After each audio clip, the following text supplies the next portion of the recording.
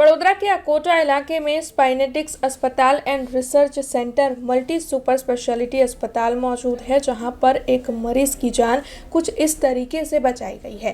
दरअसल मरीज को अस्पताल में लगातार 1 घंटे तक CPR दिया गया, 19 बार कार्डियो वर्जन दिया गया और इस तरीके से मरीज की जान वहां पर बचाई गई। इस वक्त मरीज संपूर्ण तौर पर स्वस्थ है। तब इस बारे में पत्रकार परिषद का आयोजन कर ज्यादा जानकारी दी गई है। शायद ही देखने और सुनने मिलने वाले कई केस मेडिकल जगत के लिए पड़कार रूप होते हैं, जो आरोग्य के क्षेत्र में कई नए रास्तों को खोलते हैं। ऐसा ही एक केस वडोदरा के अकोटा रोड से सामने आया।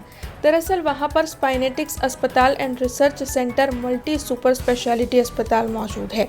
वडोदरा के वाघोड़िया के माड़ोदर गांव में रहने वाले दीपक भाई जायसवाल कुछ दिनों पहले डॉक्टर किरण जायसवाल को फ़ोन करके ये बताते हैं कि वो किसी अन्य अस्पताल में है। उनका ECG निकाला गया है और डॉक्टर्स ये बता रहे हैं कि उन्हें हार्ट अटैक आया है। तब डॉक्टर किरण जायसवाल इस रिपोर्ट को सुनते ही तुरंत ही अपने अस्पताल स्पाइनेटिक्स अस्पताल पर उन्हें बुलाते हैं।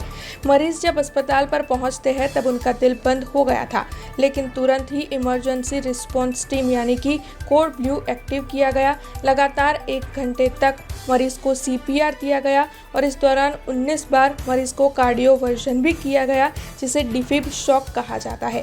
इमरजेंसी कैथ लैब में उन्हें चेक किया गया और फिर उनकी एंजियोप्लास्टी की गई। 10 दिन के बाद अब मरीज पूरी तरीके से स्वस्थ है। तब अस्पताल की ओर से पत्रकार परिषद के जरिए इस बारे में ज्यादा जानकारी दी गई है। આજનો થેન્ક યુ પત્રકાર મિત્રો। સ્પાઇનેટિક્સ hospital and research centre shark multi super speciality હોસ્પિટલમાં આપ સૌનું સ્વાગત છે।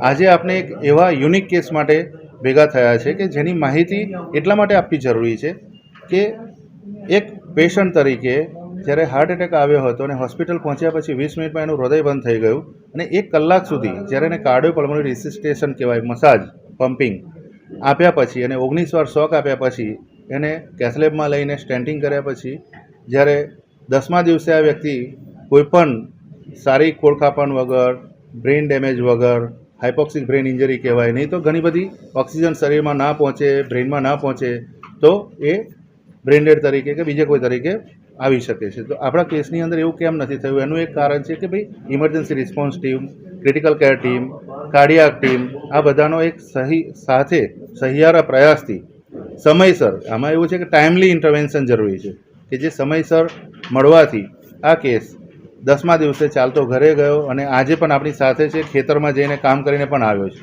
કોડા કાપીને। તો આ વસ્તુ છે।